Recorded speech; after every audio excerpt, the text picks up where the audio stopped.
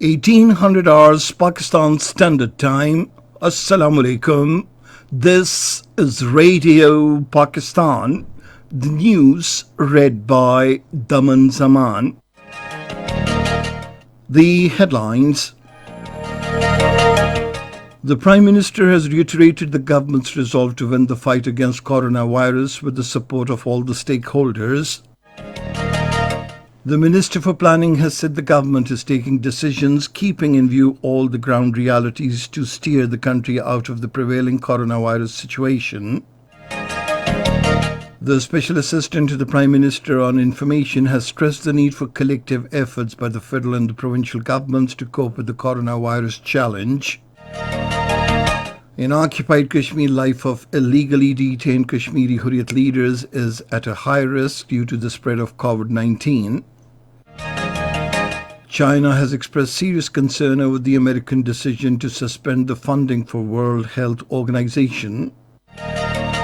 The G20 finance ministers are meeting in Saudi Arabia today amid growing calls for debt relief for the poor countries.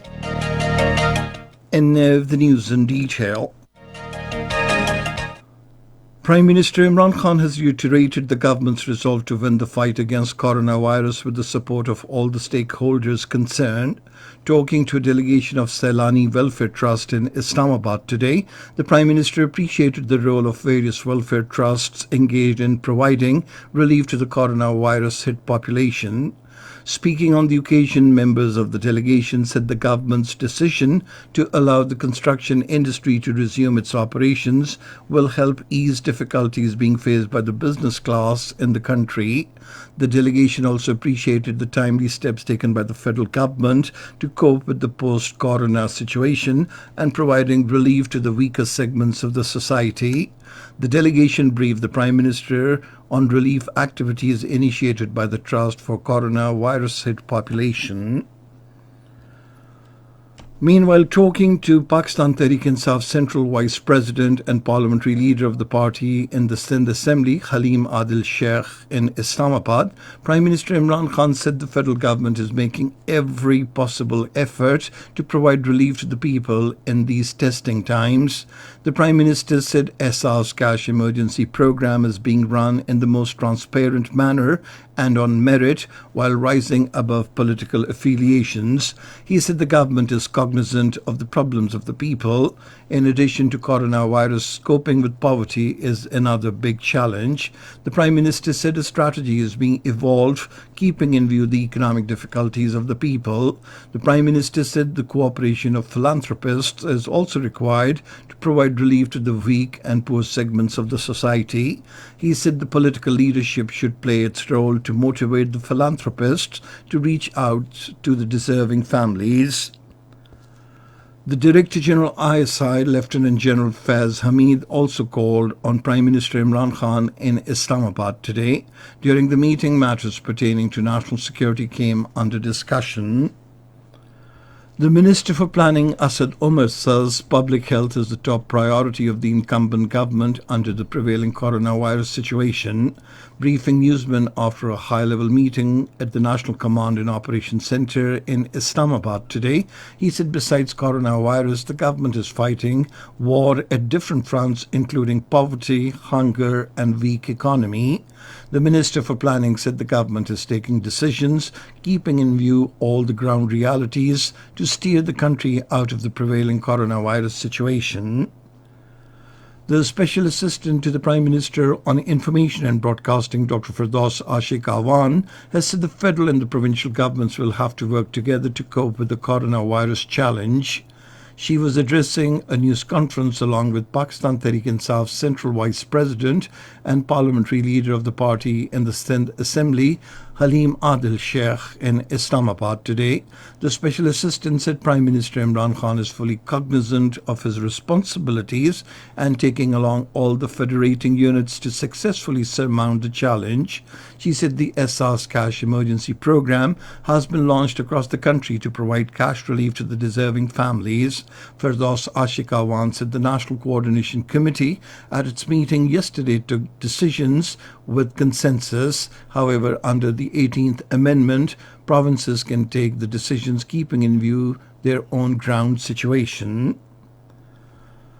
The Special Assistant to the Prime Minister on Poverty Alleviation and Social Protection, Dr. Sania Nishtar, visited an SARS payment centre in Islamabad today and reviewed the arrangements made there to provide cash assistance to the deserving families under the SARS Cash Emergency Programme.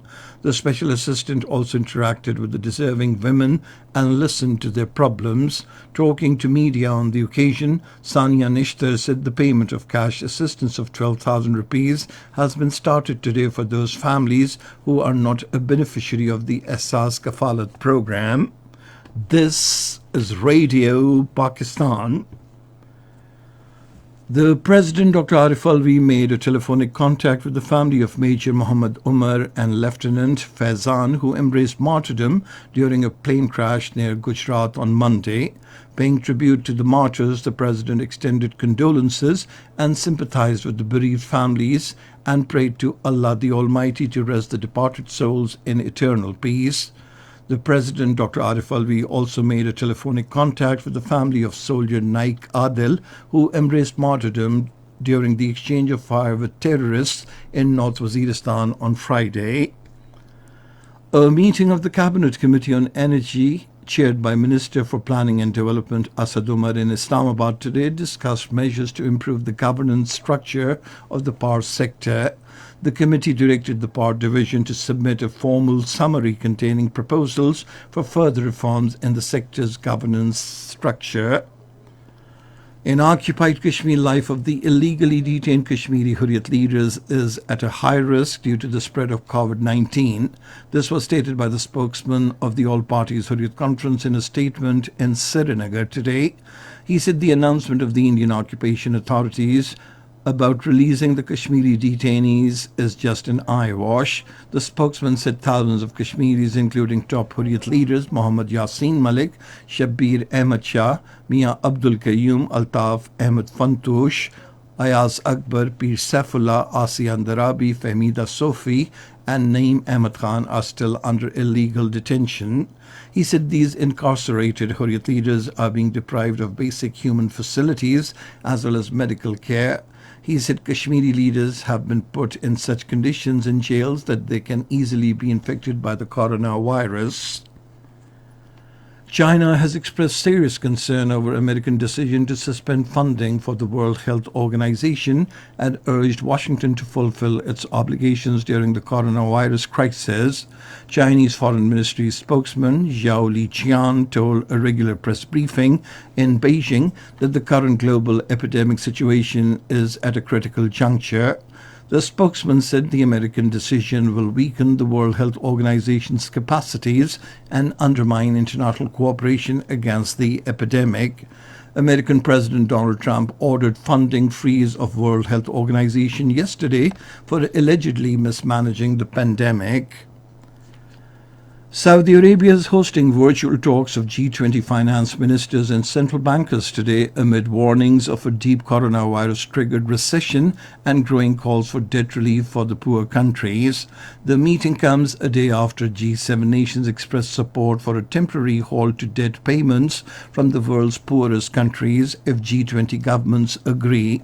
Ministers and bankers from 20 most advanced economies had pledged in the previous meetings last month to address the debt burden of the low-income countries and deliver aid to emerging markets hit hard by the pandemic. And finally, the weather. Mainly hot and dry weather is likely to prevail in most parts of the country during the next 24 hours. However, light rain with wind thunderstorm is expected at isolated places in Upper Khyber Pakhtunkhwa, Gilgit-Baltistan and Kashmir. And that is the end of this news bulletin. For more news and analyses, log on to our website, radio.gov.pk, and you can also watch the live video streaming of our bulletins on the link, facebook.com/Radio Pakistan News Official.